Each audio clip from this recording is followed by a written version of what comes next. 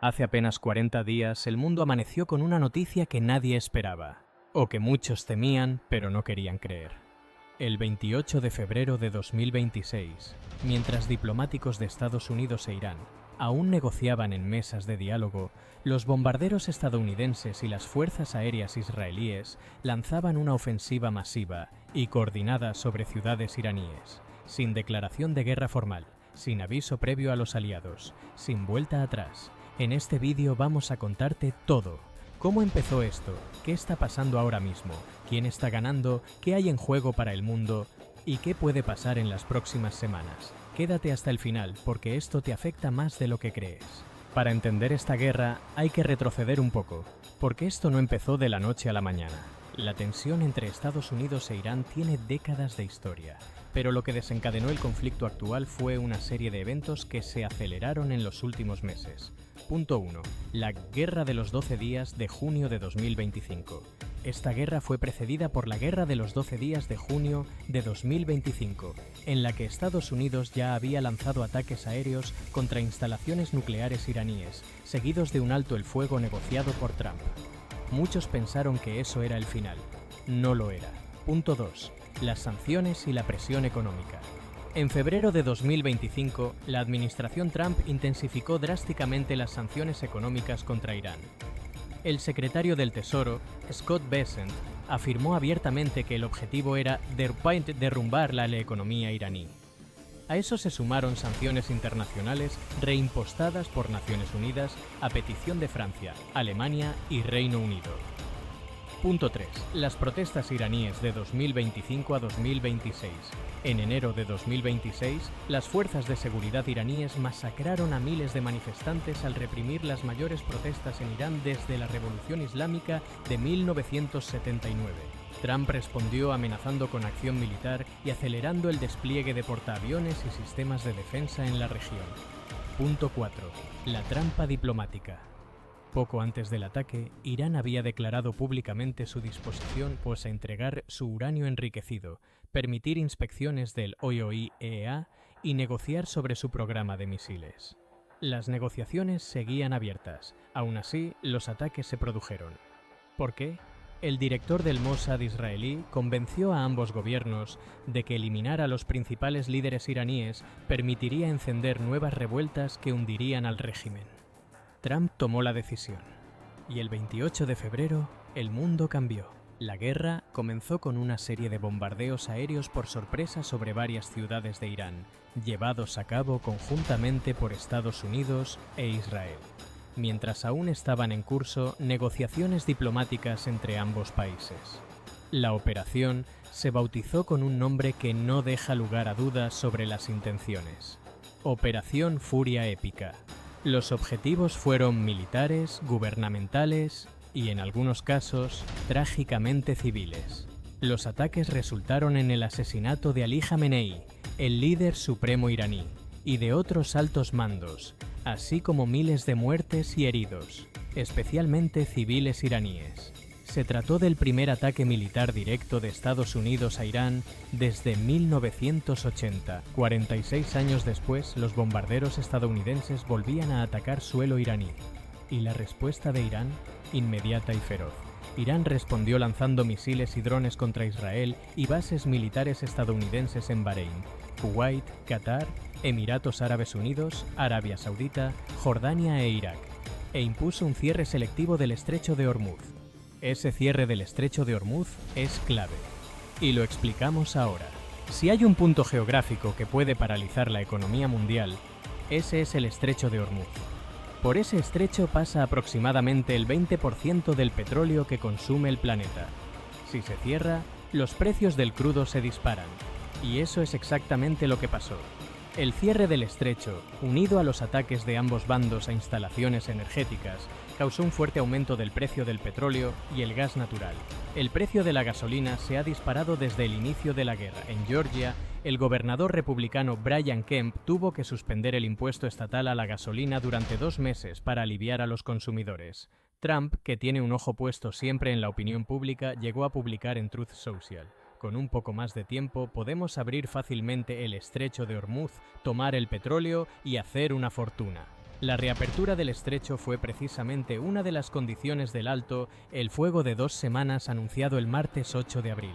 Pero incluso con el alto el fuego, el IRGC iraní afirmó que la navegación a través del estrecho se desaceleró bruscamente y luego se detuvo, alegando una violación israelí del acuerdo de alto el fuego en el Líbano. La situación sigue siendo volátil. Repasemos lo más importante de estas 6 semanas de conflicto. Semanas 1 a 2, golpes quirúrgicos y expansión del conflicto. Los primeros días, Estados Unidos e Israel se centraron en objetivos militares iraníes, defensas aéreas, lanzaderas de misiles, instalaciones de la Guardia Revolucionaria. El secretario de Defensa Pete Hegseth llegó a declarar: "La Fuerza Aérea de Irán ha sido borrada. No tienen sistema de defensa aérea. Somos los dueños de su espacio aéreo". Pero Irán respondió expandiendo el conflicto. Misiles iraníes llegaron a Israel y sus aliados atacaron bases estadounidenses en múltiples países del Golfo. Semana 3 a 4. Bajas y crisis de opinión pública. Un avión de combate estadounidense fue derribado sobre Irán. El piloto logró esconderse durante más de un día en terreno escarpado antes de ser rescatado en una operación de gran envergadura. El Parlamento iraní se burló públicamente de la búsqueda del tripulante desaparecido, subrayando los límites del dominio total que Estados Unidos proclamaba tener. En casa, Trump empezaba a tener problemas. Según una encuesta de CNN, solo el 34% de los estadounidenses aprobaba la intervención militar. 7 puntos menos que al inicio de la guerra. Semana 5. El conflicto se extiende al Líbano. Israel lanzó sus mayores ataques coordinados en el Líbano desde el comienzo de la guerra, bombardeando más de 100 objetivos en solo 10 minutos. El primer ministro libanés declaró día de luto nacional.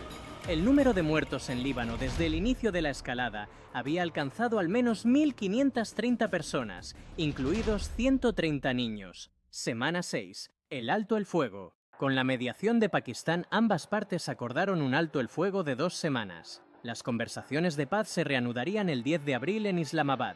Trump declaró que él era el único que va a declarar un alto el fuego y calificó el acuerdo de victoria total y completa.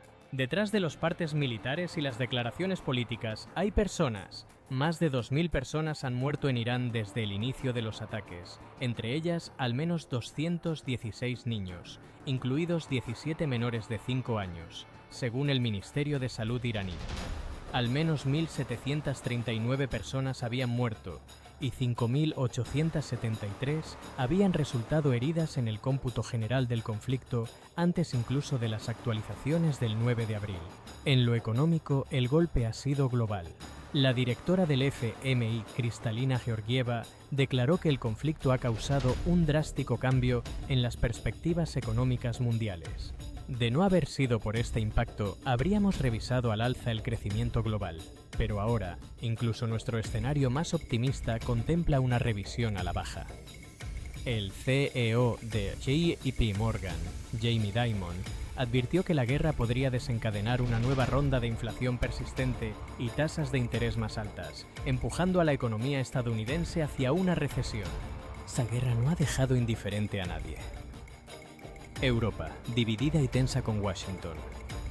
La primera ministra italiana Giorgia Meloni, habitualmente considerada una de las principales aliadas de Trump en Europa, declaró que no estaba de acuerdo con la postura estadounidense, añadiendo: "Cuando no estamos de acuerdo debemos decirlo, y esta vez no estamos de acuerdo".